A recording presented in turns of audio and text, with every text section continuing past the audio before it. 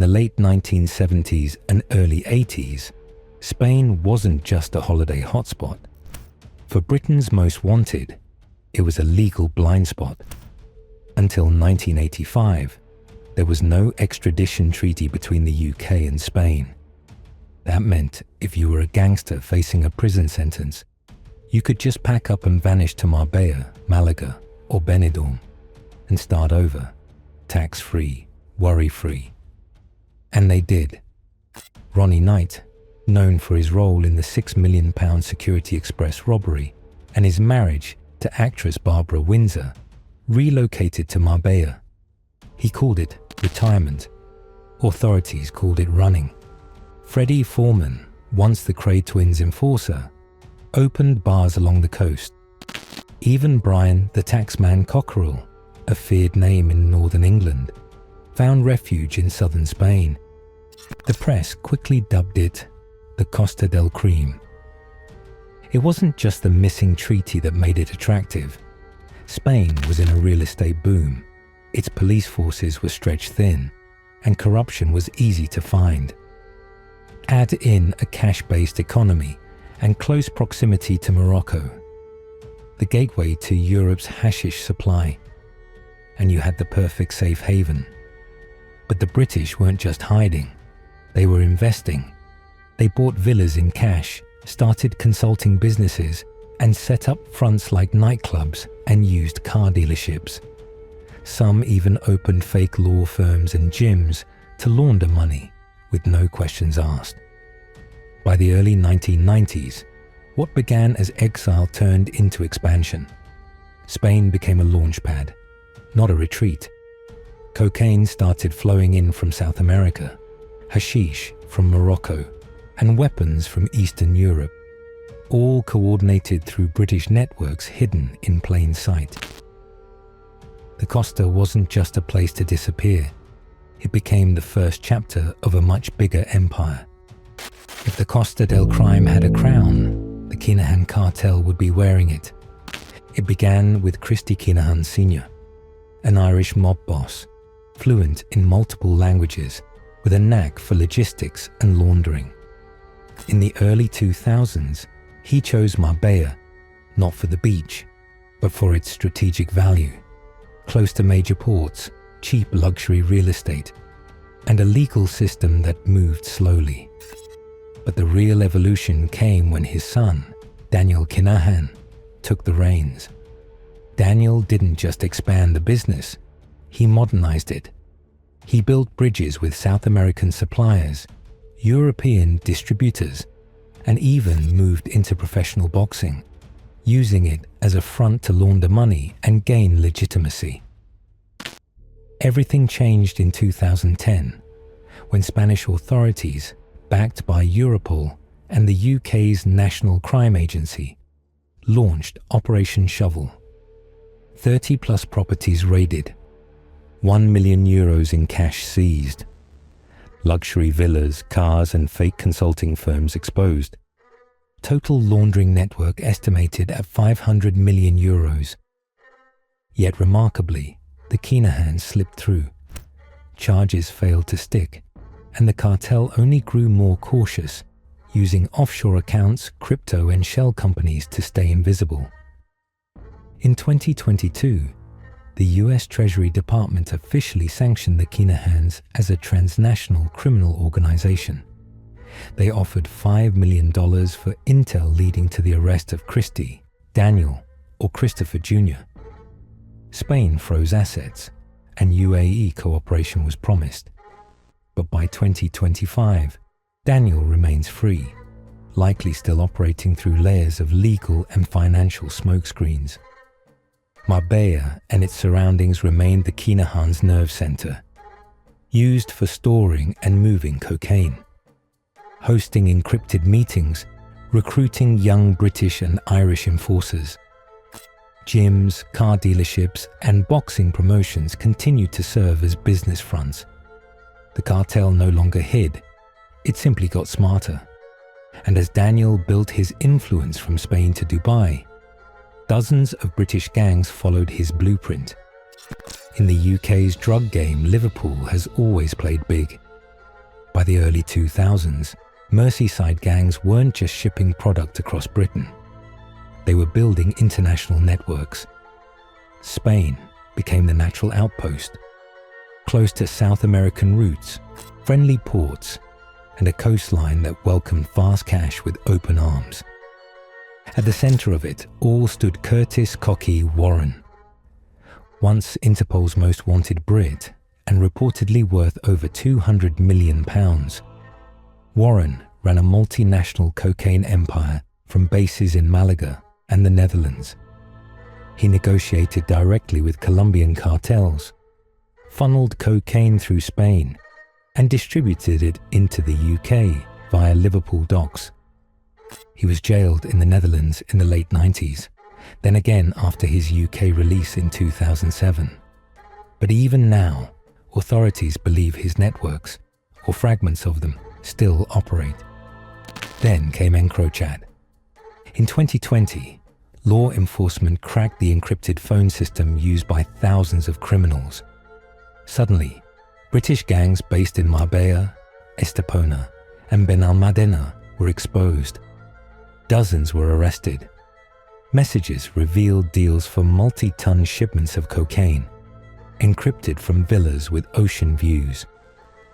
In August 2023, Spanish police seized 3.2 tons of cocaine in banana containers at Algeciras port. The trail led back to a Liverpool crew coordinating through a fake import-export firm registered in Cadiz. Spain's key ports, Algeciras, Valencia, Barcelona, became drug superhighways. Gangs used Romanian drivers, Dutch logistics crews, and British expats to move drugs into Europe and back to the UK. By 2024, the National Crime Agency estimated that 35 to 40% of UK cocaine imports were routed through Spain. These aren't the old street crews anymore. They're tech-savvy, multilingual, and globally connected, running a supply chain that begins in Colombia and ends in a nightclub bathroom in Liverpool. And Spain is where the dots connect. While Liverpool focused on the docks, Manchester and Essex crews found opportunity in flash, intimidation, and Spain's night economy. The Essex boys were the early pioneers. Back in the 90s, men like Pat Tate and Tony Tucker made Marbella their playground, splashing cash in clubs, flashing gold watches, and laundering drug profits through bars and gyms. After their infamous murders in 1995, the name didn't die, it evolved.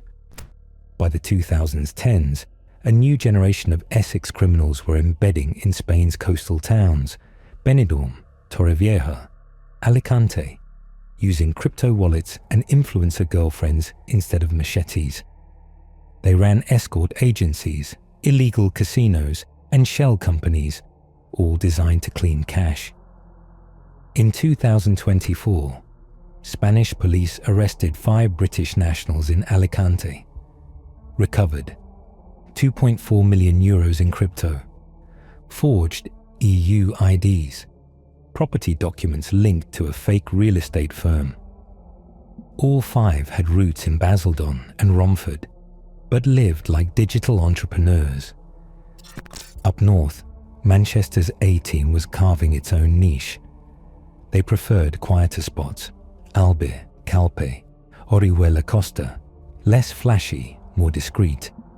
Their tactics, laundering money through construction companies with Polish front men, setting up crypto mining rigs in villas, bribing notaries to process fake ownership transfers. One March 2024 raid uncovered a crypto operation beneath a Calpe villa, complete with cooling fans, illegal wiring, and a Salford-born operator on bail for firearms charges. Then there's the blood. In 2015, the murder of Gary Hutch, a known associate of the Kinahan cartel, outside his Megis apartment, sparked the Kinahan-Hutch feud. It led to over 20 deaths across Ireland and Spain, spilling over into Essex and Manchester networks. Today, Essex and Manchester work as partners. Essex manages front-end laundering and real estate. Manchester provides muscle and logistics. Together, they've built a low-profile, high-revenue alliance, quietly turning Spain's coastline into a pipeline for UK crime money. To most people, the villas along the Costa del Sol are symbols of wealth and escape, but for British gangs, they're tools, part of a system built to turn street cash into clean euros. Until 2023, Spain had a golden visa scheme. Invest 500,000 euros in property and get fast-tracked residency. Dozens of British nationals with criminal ties exploited it. Some bought through proxies. Others used shell companies in Cyprus, Malta, or the Isle of Man to conceal ownership. It worked like this. Buy a distressed property in cash. Renovate just enough to boost value. Resell it to a company you control at an inflated price. Claim the profit as clean business income. It was simple and nearly invisible. In June 2023, Operation White Lion exposed just how deep it ran. Spanish authorities seized 8 villas in Fuengirola, several cars, and digital wallets holding 10.7 million euros. The crew, British nationals connected to laundering networks in Essex and Manchester. But the real game changer has been crypto. British gangs now use Bitcoin, Monero, and Ethereum to move money instantly, without borders. Marbella and Malaga have seen a rise in crypto ATMs, often located in vape shops and corner cafes. These ATMs convert untraceable street cash into digital currency, routed through mixers and offshore wallets before resurfacing as clean capital. Some gangs run crypto farms directly from their properties, disguised as IT businesses, consuming massive amounts of power with illegal hookups. In 2024, investigators in Alicante found an entire rig hidden under a fake wellness studio. Even notaries and real estate agents have come under suspicion. In one Marbella case, a single agent handled deals for 6 shell companies, all traced back to a UK IP address. No ID checks, no questions asked. In this new economy, laundering isn't a side operation, it's the foundation. Because in Spain, the real asset isn't drugs, it's the property that hides them. For years, British criminals saw Spain as a retirement plan, but it didn't take long before paradise turned violent. In 2015, Gary Hutch, linked to the Kinahan cartel, was gunned down outside his apartment in Mijas, near Marbella. It wasn't random. Insiders say he was marked for suspected disloyalty. His murder sparked the brutal Kinahan-Hutch feud, which left over 20 dead across Ireland and Spain in a wave of revenge killings. And Gary wasn't the first or the last. In 2014, gold dealer Andrew Bush, dubbed the Essex Playboy, was shot in the head in his Marbella villa. He'd been living large, fast cars, big money, and suspected ties to underground players. His ex-girlfriend was arrested, but rumors swirled about unpaid debts and deeper underworld links. In 2013, 19-year-old Tyrell Matthews Burton was stabbed to death during a brawl in Ibiza. The fight involved young men from rival London gangs, suggesting the violence back home had followed them on holiday. More recently, in July 2024, Paul Stokes, a known figure in Teesside's drug scene, was fatally shot inside a Marbella pub. Witnesses claimed the killers entered calmly, executed the hit, and vanished within minutes. No arrests have been made. These killings aren't isolated. They follow a pattern. Motorbikes or scooters used for fast getaways.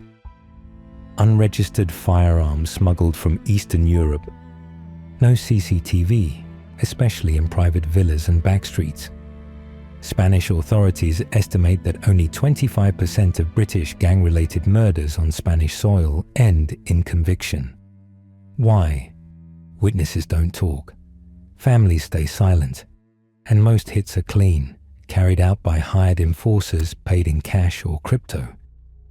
To the outside world, the Costa del Sol is a playground. But to those in the game, it's a battleground where deals go wrong, loyalties break, and sometimes the beach ends in blood. Gone are the days of burner phones and duffel bags of cash. Today's British gangsters in Spain run their operations through encrypted apps, crypto wallets, and laptops. They're younger, tech-savvy, and far more discreet. It started shifting fast after EncroChat was cracked in 2020. Thousands of supposedly untouchable criminals were suddenly exposed, including dozens of UK nationals living in Marbella, Estepona, and Benalmádena. Deals for multi-ton cocaine shipments, assassination orders, and laundering schemes were uncovered in private chats. Then came the move to Sky ECC, number one business chat, Signal, and even custom-coded private servers. Some gangs began using blockchain-based messaging tools, where messages self-delete and leave no trace. This wasn't just adaptation, it was reinvention. In October 2024, Europol launched Operation Nexus, busting a crypto laundering network run by Brits operating from Malaga, Salford, and Bucharest. The crew laundered millions through Monero, fake hosting companies, and VPN layers that took investigators over a year to untangle. This new generation runs more than drugs. Dark web drug markets, phishing scams targeting UK pensioners, investment fraud using cloned websites and fake crypto tokens, ransomware for hire services. Spain is ideal.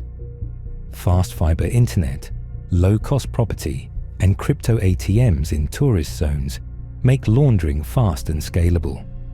In 2024, regulators tracked 48 million euros in suspicious crypto activity tied to UK-linked IP addresses along the Costa del Sol. But it's no longer just British. British crews now partner with Albanian traffickers, Moroccan smugglers, Dutch logisticians, and Romanian fraud rings. Spain has quietly become a hub for pan-European cybercrime, where the only passport you need is a Wi-Fi signal and a cold wallet. These new criminals don't need guns. Their weapons are code, crypto, and the silence of a rented villa with fiber optic Wi-Fi. By 2025, Spanish authorities are no longer pretending the Costa del Sol is just for sunseekers. Joint task forces between Europol, the UK's National Crime Agency, and Spain's Guardia Civil are going hard on what they now call British-linked organised crime groups. The most aggressive campaign to date? The Costa Blanca cleanup, launched in March 2025. Over 60 arrests were made in just 4 weeks. Targets were picked up in Benidorm, Alicante, Marbella, and Fuengirola.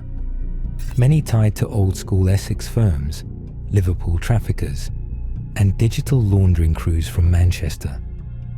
Some had been wanted for over a decade, but there's still a problem. The system moves slow. Spain's legal process can take 3 to 5 years to bring complex cases to trial. In the meantime, suspects can make bail, vanish, or continue running businesses through frontmen and shell firms. And gangsters aren't stupid. They evolve. Many are shifting assets and operations to Cyprus, Dubai, Turkey, or even the Canary Islands, where regulations are softer and extradition is harder. Others simply swap out names on the paperwork, putting villas, bank accounts, and businesses under girlfriends, cousins, or offshore firms registered in Belize or Panama. In 2025, Europol reported over 1,000 British nationals currently under surveillance in Spain for suspected involvement in organised crime. The industries: drugs, crypto fraud, property laundering, contract enforcement, cyber extortion. Yes, some will be caught, but many won't, because British crime in Spain isn't about flashy killings or gang tattoos anymore. It's about low visibility and high profitability.